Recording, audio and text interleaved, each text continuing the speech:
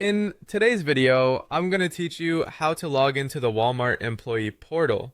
For those who work at Walmart, having easy access to the employee portal is crucial for managing everything from schedules to company resources. Whether you're new to the system or just need a quick refresher, we'll walk through this process together so you can access your portal smoothly and efficiently. First, let's start by opening your preferred internet browser. This can be anything from Chrome, Firefox, Safari to Edge, whichever you feel most comfortable using. Once your browser is open and ready, type in the URL 1.walmart.com into the address bar and hit enter. This is the official website for all Walmart associate resources, so you'll want to make sure you're on this page to proceed.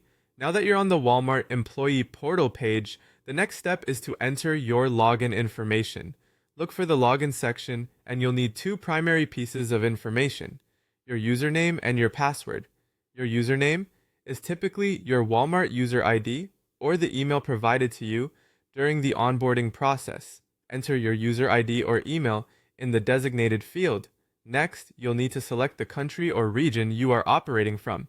This helps configure the right settings and access for your location.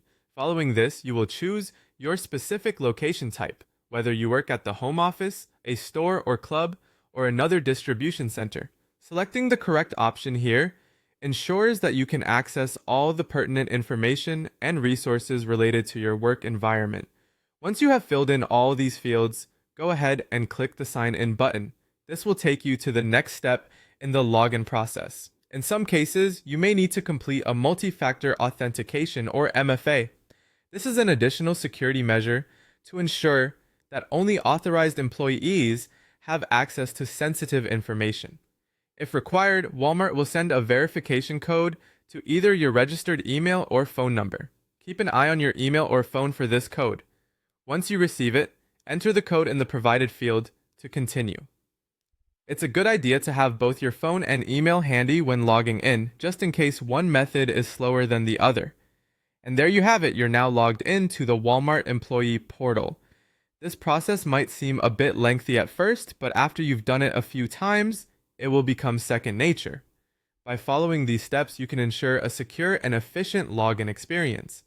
Remember to keep your login credentials confidential and updated as required, and always log out after accessing the portal, especially on shared devices, to maintain your account's security.